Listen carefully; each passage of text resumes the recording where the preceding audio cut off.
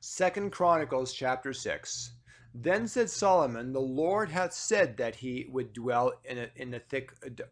thick darkness, but I have built an house of habitation for thee, and a place for thy dwelling forever. And the king turned his face and blessed the whole congregation of Israel, and all the congregation of Israel stood. And he said, Blessed be the Lord God of Israel, who hath with his hands fulfilled that which he spake with his mouth to my father David, saying, Since the day I was brought forth my people out of since the day that I brought forth my people out of the land of Egypt, I chose no city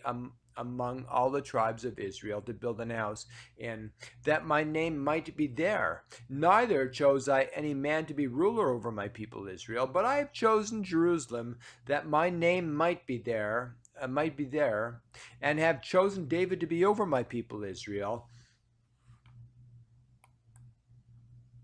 Now it was in the heart of David my father to build an house for the name of the Lord God of Israel. But the Lord said to David my father, For as much as it was in thine heart to build an house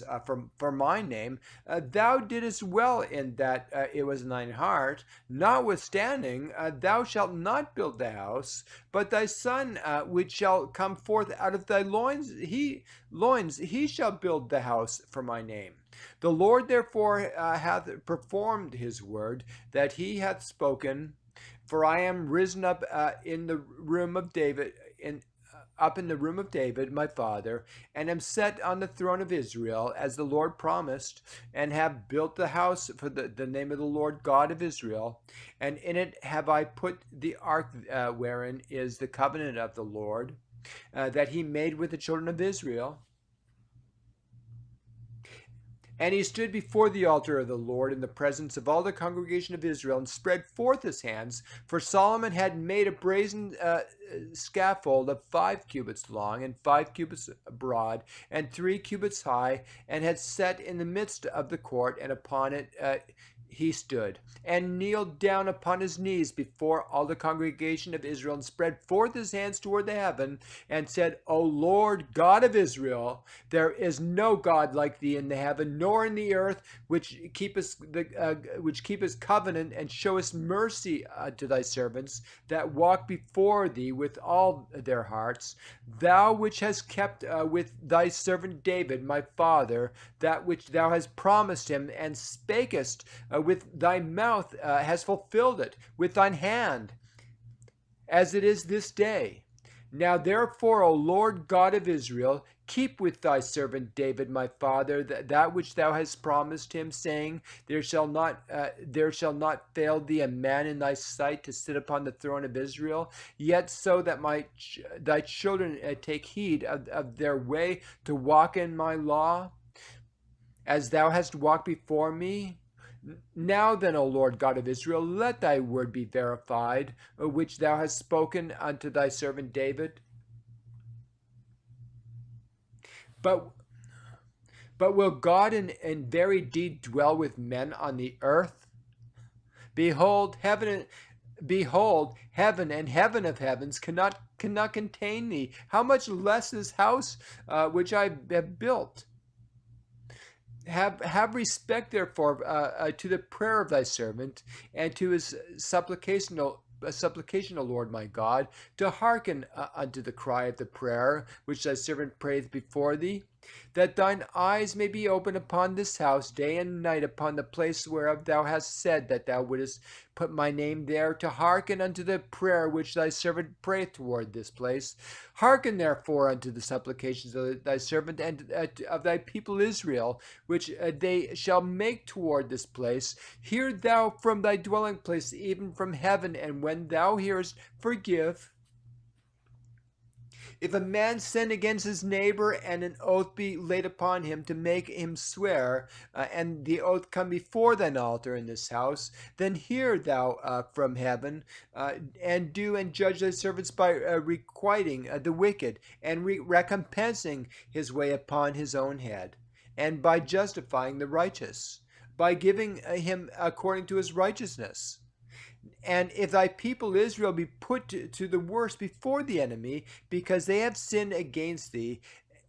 and shall return and confess thy name, and pray and make supplication before thee in this house, then hear thou from the heavens, and forgive the sin of thy people Israel, and bring them again into the land which thou gavest to them and to their fathers.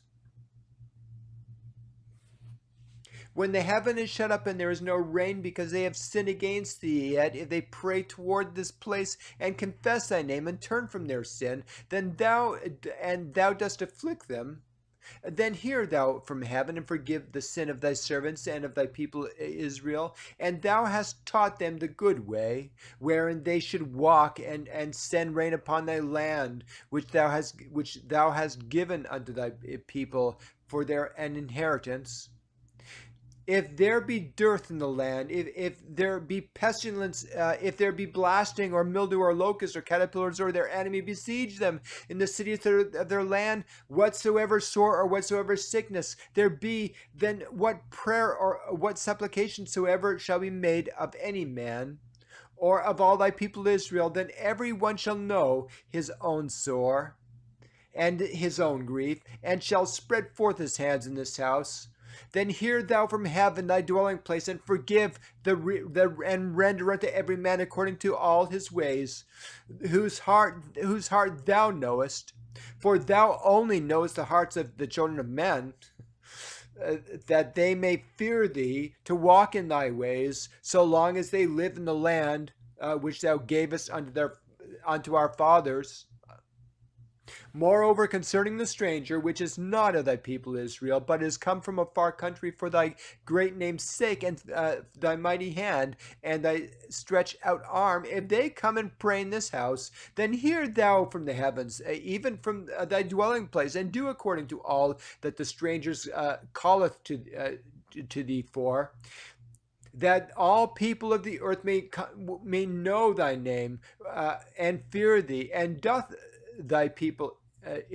as doth thy people Israel, and may know that this house which I have built is called by thy name. If thy people go out to war against their enemies by the way that thou shalt send them, and they pray unto thee toward this city which thou hast chosen, and the house which I have built for thy name, then hear thou from the heavens their prayer and their supplication, and maintain their cause. If they sin against thee, for there is no man which sinneth not,